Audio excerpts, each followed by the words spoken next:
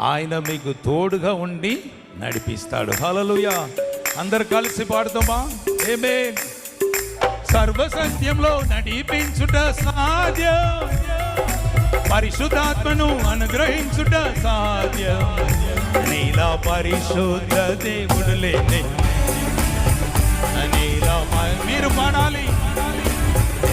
లేడయ్యా, నీలా పరిశుద్ధ దేవుడు లేని, నీలా పరిశుద్ధ దేవుడు జగమున లేడయ్యా. నీకు సాక్షి అయిన దేవుడు లేనే లేడు యేసయ్యా. నీకు సాక్షి అయిన దేవుడు జగమున లేడయ్యా.